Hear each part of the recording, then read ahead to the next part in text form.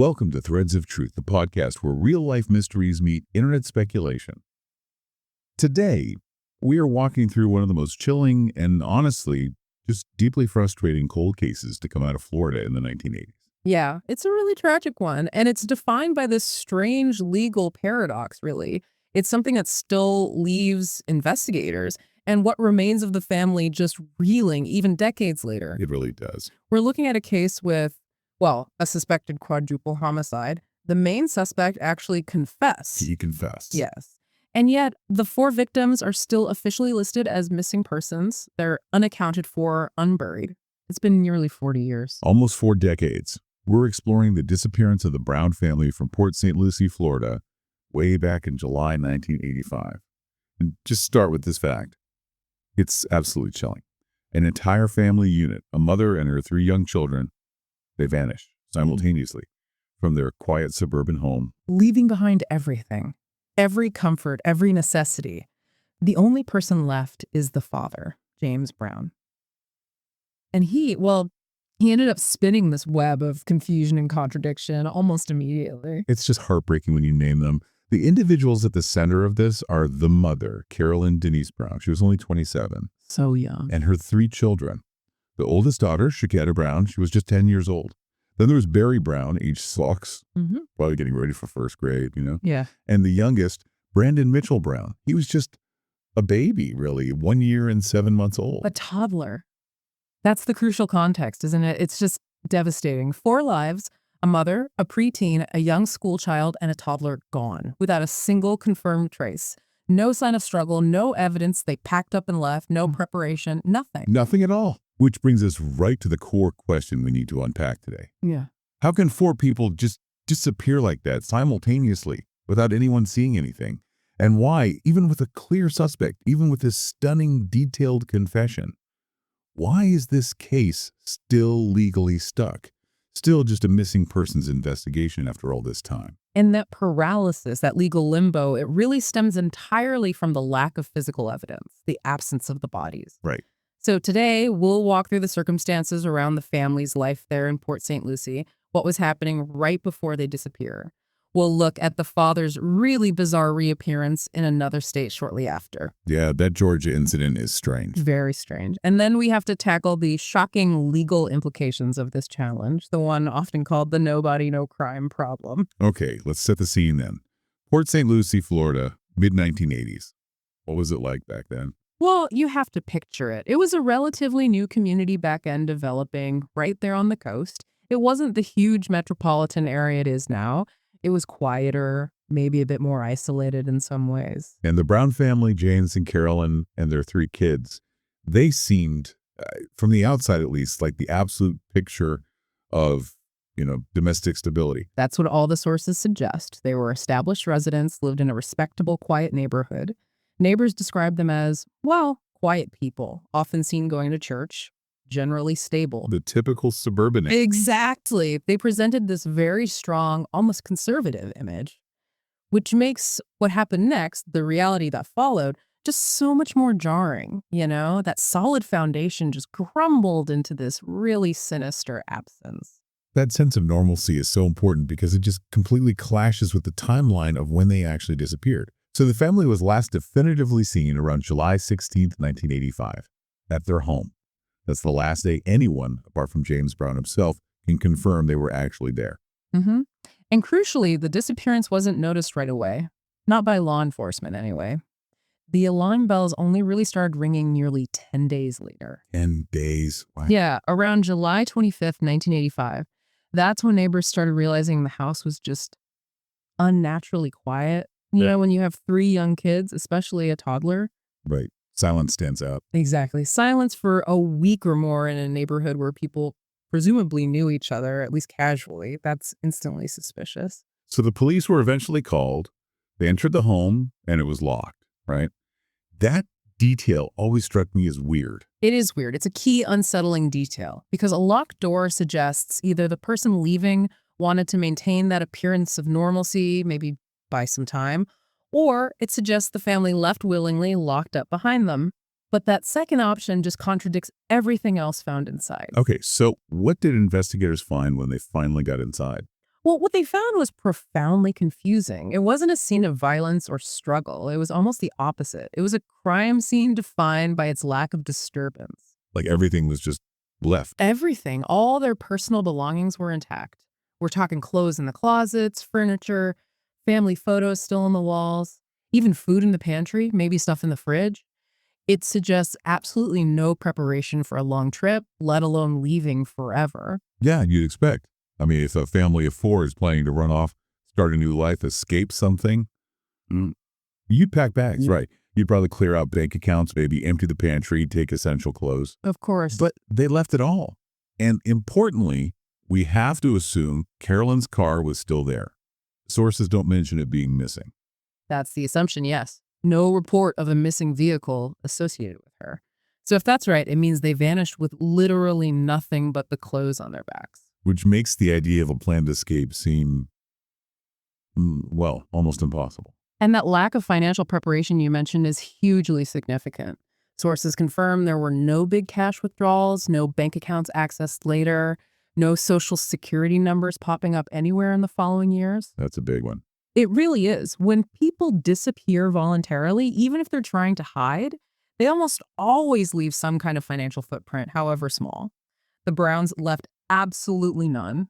And there weren't any obvious reasons for them to suddenly flee, like custody battles or major known domestic problems. Apparently not. No documented custody disputes, no recent police calls for domestic issues that investigators could immediately latch onto as a motive for such an abrupt departure. Just silence. So the initial investigation starts immediately, but they're facing this frustrating lack of anything tangible, right? What did they do first? Well, the standard procedure, police searched the local area parks, woods, waterways nearby. They checked transport hubs, thinking maybe they'd taken a bus or somehow gotten to an airport. Trying to cover all bases. Right. But the most damning information, initially at least, came from the people who knew them best, their relatives. Oh, okay. Yeah. Investigators reached out to family members in other states. They were hoping maybe Carolyn had just decided impulsively to go visit her mom or a sibling without telling the neighbors or, local friends. Makes sense to check. But the family confirmed. They hadn't heard a word from Carolyn or the children. Not a phone call, not a letter, nothing. And that sustained silence across state lines, that's when the focus really shifted sharply away from voluntary leaving towards a high probability of foul play. Because a mother wouldn't just cut off contact with her own family like that, especially with young kids involved. Highly unlikely, especially not for 10 days, let alone weeks, months, years. Right. So the only person left who was local, who could potentially fill in that timeline gap from July 16th onwards, was James Brown. Exactly. The police focus, whether they wanted it to or not, really had to turn to the husband and father. He was the only constant left in that otherwise pristine, silent house. What do you think goes through an investigator's mind at that moment, when they realize this isn't just a missing persons case, this is something much darker? I think it's the realization that the entire scenario just defies common sense. It doesn't fit the usual patterns. A mother might leave, perhaps, in extreme circumstances, but she wouldn't leave a baby's diapers, clothes, all the necessities. She wouldn't maintain complete radio silence with her own mother or siblings for 10 days straight, let alone nearly 40 years. Yeah. That intact home, it's like a snapshot, a tableau vivant frozen in time.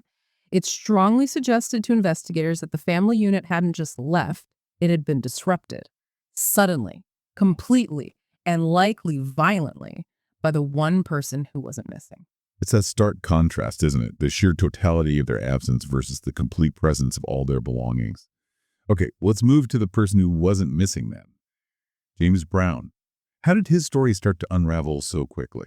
Well, James Brown's initial statements to the police were troubling right from the start, mainly because, as you said, they were inconsistent. How so? What did he first claim? He first claimed he last saw his family when he left for work that morning. A very simple, almost casual description, like it was just another day. But when they pressed him for more detail, like, where might Carolyn have gone? Why would she leave? His story started to get,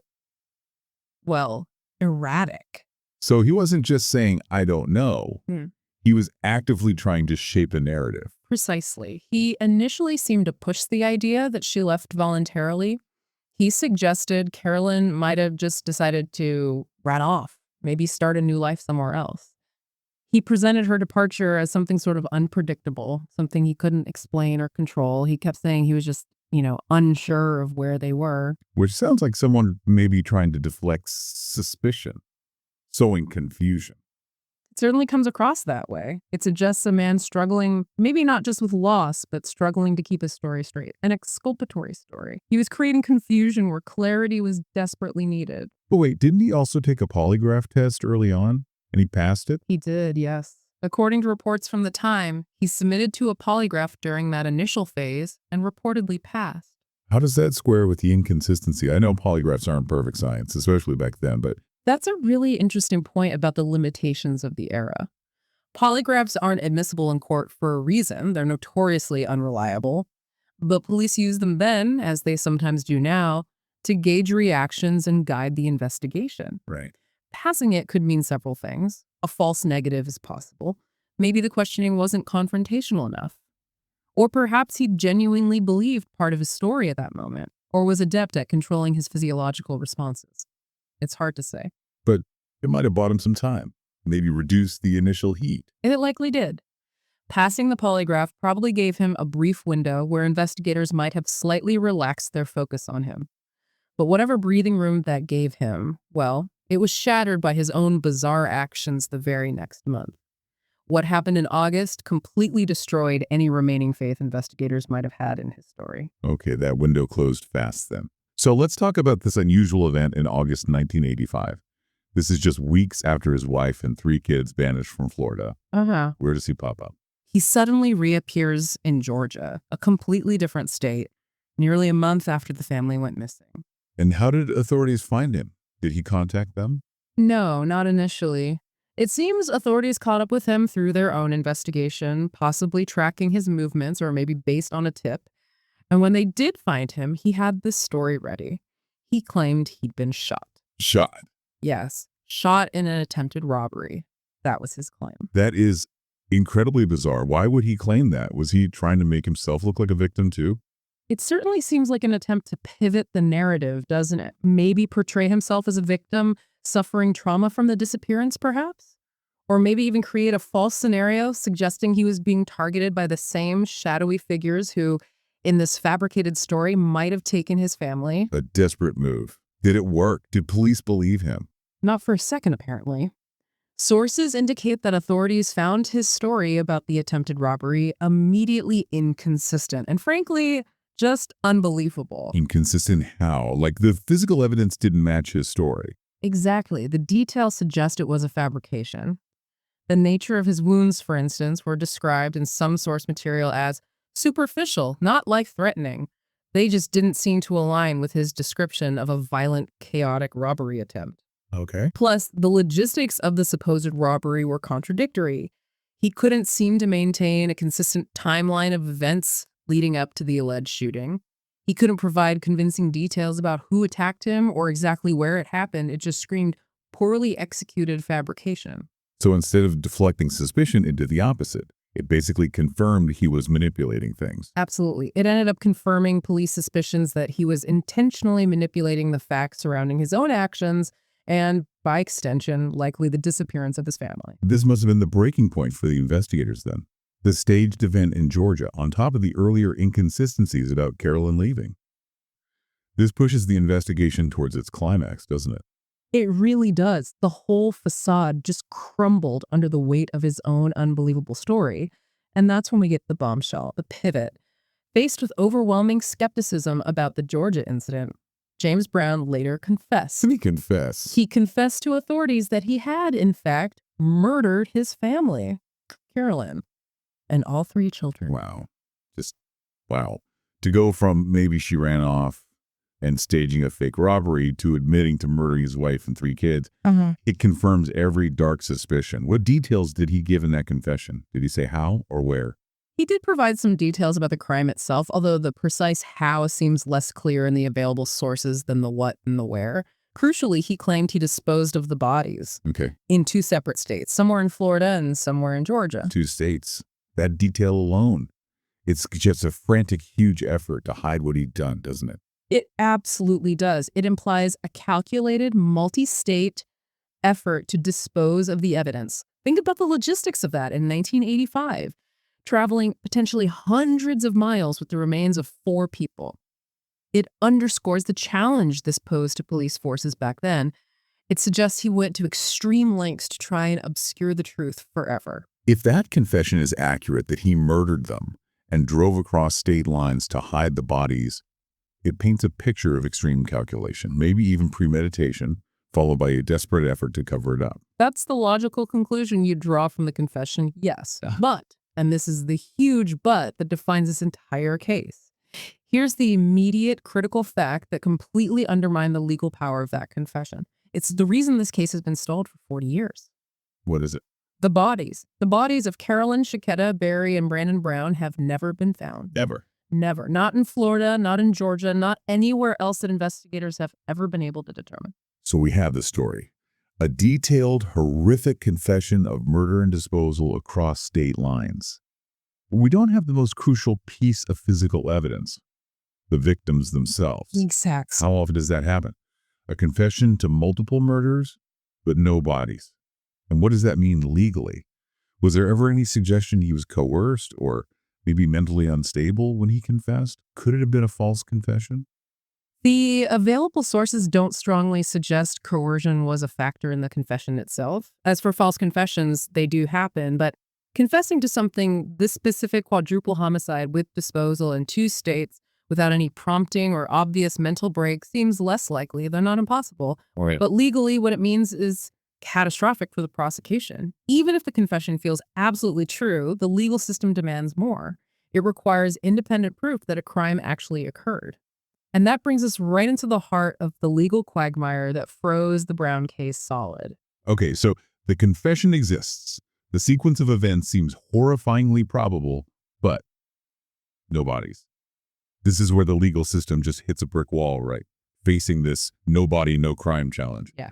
Let's really get into the nuts and bolts of this legal roadblock. Yeah, it's a fundamental principle in many legal systems, including the U.S.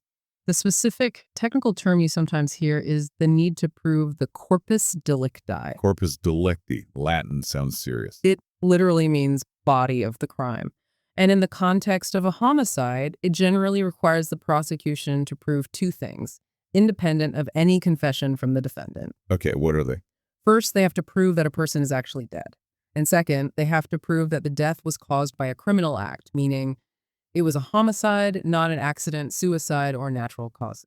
So even if James Brown stands up and says, I murdered my entire family, the state still has to show, through other evidence, that Carolyn, Sheketah, Barry, and Brandon are definitely dead, and that they died because someone killed them. That's basically it. And this legal standard, requiring independent proof of the corpus delicti, exists for a very important reason: to prevent wrongful convictions based solely on confessions that might be unreliable, false, or coerced. Okay, that makes sense as a safeguard. It does. Now, some places can allow a murder conviction without a body if the circumstantial evidence is absolutely overwhelming. Think like massive amounts of blood evidence matching the victim, witnesses who saw the murder or burial, a detailed confession that leads to other verifiable evidence. But the Brown case didn't have that. Apparently not. Despite James Brown's detailed confession and the extremely strong suspicion near certainty, really, of quadruple homicide, he has never been convicted of murdering his family. Never convicted. That's staggering. Does that mean prosecutors couldn't even bring charges? Or did they try and fail? Often, in situations like this, prosecutors will decline to even file charges. Trying to prosecute a murder without proving the corpus delicti is incredibly risky. It's very likely to fail. And a failed prosecution could cause problems later, right? Exactly. Double jeopardy could attach, or it could prejudice future attempts if, say, the bodies were eventually found. A defense attorney would have a field day arguing that the state simply cannot prove the foundational fact that these people are actually dead as a result of a crime. They could argue the family just ran off, like he initially suggested, and the confession was false. Precisely. They'd argue he was distraught, coerced, mentally unstable, seeking attention, whatever casts doubt, and without any physical evidence like blood, DNA, though limited in 85, forensic markers, or even finding a burial site he mentioned, even if empty. The confession hangs in the air, legally insufficient on its own. This just highlights the immense power of that legal threshold, doesn't it? The case just stalls because the state can't meet the burden of proof, even with the confessed killer's own words. Yeah. And the result today is just heartbreaking. It is. The result is that this family is legally frozen in time. Carolyn, Sheketah, Barry, and Brandon Brown remain officially listed as missing persons. It's been over 38 years. Not murder victims, missing persons. In the eyes of the law, yes. They are simply people whose whereabouts are unknown, which is why you still see efforts from specialized agencies. Like NCMEC, the National Center for Missing and Exploited Children. Exactly. NCMEC, the Florida Department of Law Enforcement, FDLE, they continue to operate based on this lack of legal closure. They release age-progressed photos of the children showing what they might look like today. God, those photos are haunting. They really are. They highlight this devastating reality that their status is perpetually unresolved. They aren't homicide victims legally. They're these sort of digital ghosts whose lives are continually projected forward by technology, hoping for a breakthrough. And that unresolved status, that official missing label, despite the confession. Yeah. That brings us to something online communities talk about a lot, right? The father's behavior after the confession. Yes, the silent father phenomenon, as some call it. Online discussions, especially on places like Reddit, like the Unresolved Mysteries Forum, they often zero in on this. Why did James Brown stay so quiet for decades after confessing? Yeah, it's a fair question. If he knew where the bodies were, why not provide that information even anonymously? Give the family some kind of closure. Or, playing devil's advocate, if he was truly innocent, if the confession was false, wouldn't you expect a public campaign? A father desperately searching for his missing wife and kids, going to the media, putting up posters, demanding answers. Right. Pleading for information, keeping their memory alive, pushing the investigation. But the sources suggest he did very little of that. He rarely sought publicity or engaged the media about his missing family after that confession period. And this silence gets interpreted in a few key ways. Okay, what are they? Well, one interpretation is straightforward.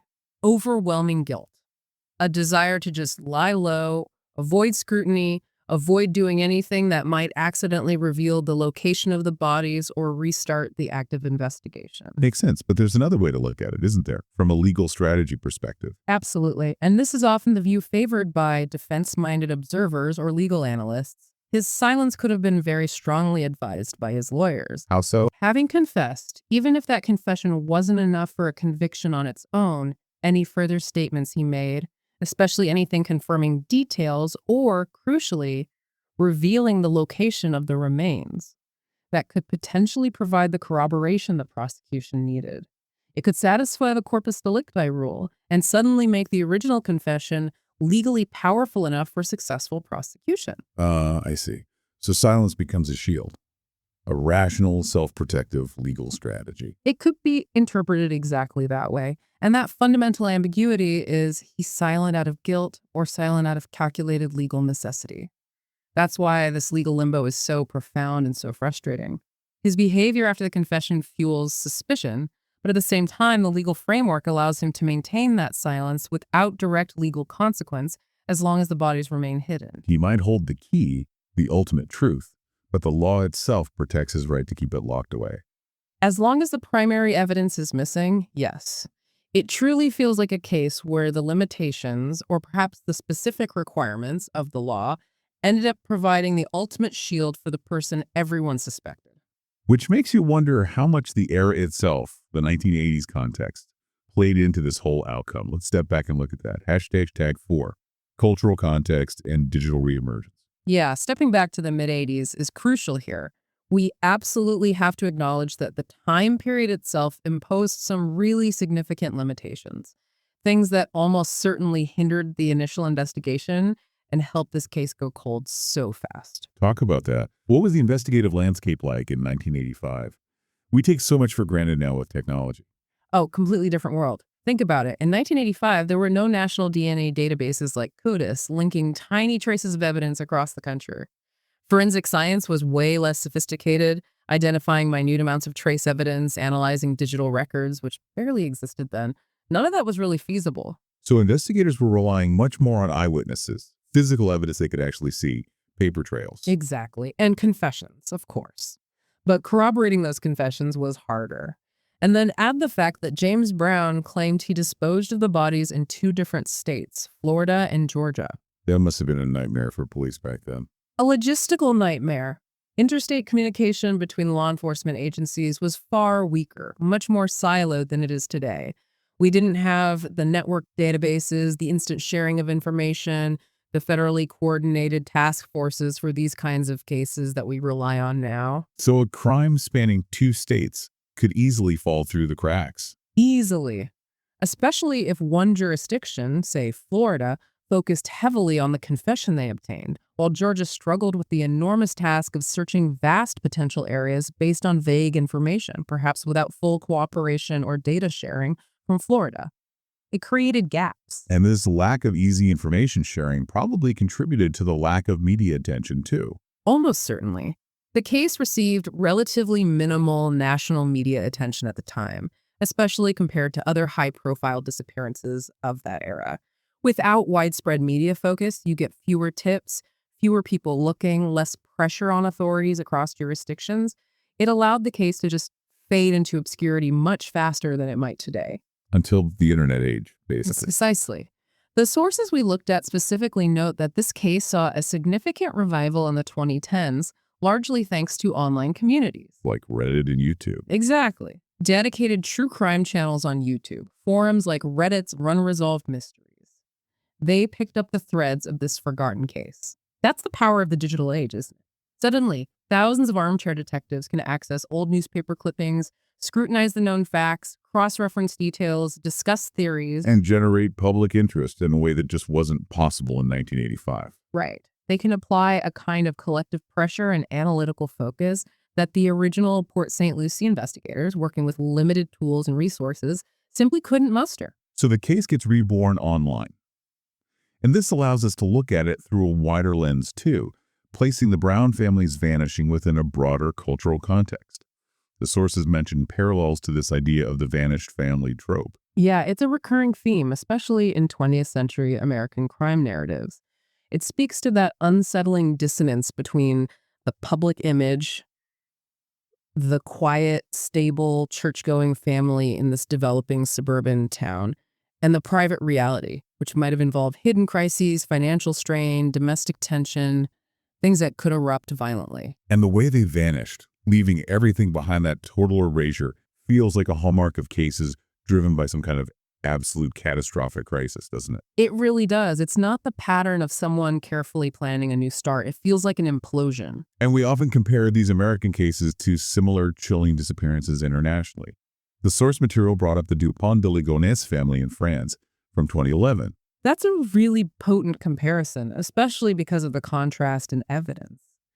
Xavier Dupont de Ligonnès, the father, meticulously planned and executed the murder of his wife, 4 children, even the family dogs. Then he vanished himself, seemingly having crafted a new identity. But the crucial difference is The bodies were found, buried under the family's terrace. So while Xavier himself remains missing and unpunished, the fate of the victims is known. Homicide was legally proven. There is closure, in that terrible sense, for the victims, which the Brown family has never had. And you also mentioned the McStay family in California. They vanished in 2010. Right. The McStays also disappeared abruptly, leaving food out, belongings behind. Initially, there were theories they'd voluntarily gone to Mexico, similar to James Brown's early suggestions about Carolyn maybe running off. But that wasn't the case either. No. Years later, their skeletal remains were found in shallow graves in the desert. It confirmed they were murdered and eventually led to the arrest and conviction of an associate of the father's. Again, the pattern is initial confusion due to the vanishing aspect, leaving belongings behind. But ultimately, physical evidence provided the undeniable legal proof of homicide. So the Brown family case stands as this stark, tragic counterpoint. It has the confession. It has the overwhelming probability of homicide based on the circumstances and the father's actions. But because the bodies, the corpus delicti, remain hidden. Whether it's due to James Brown's calculated strategic silence or simply the immense difficulty of searching potentially vast areas in 2 states back in 1985 with limited information. That legal door just remains firmly shut. It really forces you to reflect on the vulnerabilities of that era. If a family could disappear so completely, with the evidence potentially scattered across state lines by someone determined to hide it, the limitations of 1980s investigation methods meant the case was almost perfectly designed to go cold and stay cold. And the lack of closure just keeps them frozen in time, doesn't it? Carolyn, Sheketah, Barry, and Brandon. They're this ongoing, frustrating mystery, but also, as you said, kind of a mirror reflecting those unspoken shadows that can hide behind any facade of suburban normalcy in any era. Their story is a powerful reminder that sometimes the biggest obstacle to justice isn't a lack of suspicion or even a lack of confession. Sometimes it's a rigid adherence to legal standards designed, ironically, to protect the innocent that ends up, in tragic cases like this, seemingly sheltering the guilty. Hashtag outro. So the story of Carolyn, Sheketah, Barry, and Brandon Brown is just one of profound, enduring frustration, isn't it? It truly is. You have a confession. You have the almost certain reality of homicide, yet legally they remain missing persons, unburied, unaccounted for after nearly 4 decades. Their lives ended abruptly, but their case has never reached a conclusion. And the ultimate truth, the actual fate of their bodies, it still rests out there somewhere. Maybe with someone who saw something, who knows something about James Brown's activities, his travels, his behavior, particularly in Florida or Georgia back in July or August of 1985. That specific time frame, that small window, likely holds the key. Any piece of information related to his movements then could potentially unlock this entire mystery. It could finally give these 4 individuals the legal status, the recognition of their fate, and the closure they and any surviving family deserve. It's a stark reminder, really, of how easily a seemingly normal life can just dissolve into this unresolved tragedy. A case barely remembered now outside of these dedicated online communities, these digital detectives trying to piece together crimes that time seems to have forgotten. That silence from the Brown home in Port St. Lucie back in 1985, it feels like it's still echoing today, demanding an answer that, it seems, only one person truly possesses and has chosen, for whatever reason, not to give. And maybe that leads you, the listener, with a final provocative thought to mull over. If James Brown were to reveal the location of the bodies tomorrow, after all these decades of legal silence, how would that act be viewed? Would the courts see it as a belated act of conscience, maybe finally providing the corroboration needed for his old confession? Or would it be seen simply as a final, perhaps self-serving attempt to bring some kind of peace, however warped, to the victims he confessed to killing so long ago? Join us next time. Next time on Threads of Truth, we revisit the Trump family, whose strange 2016 road trip across Australia blurred the line between shared delusion and something far more mysterious. Was it a coordinated mental breakdown or something no one can quite explain?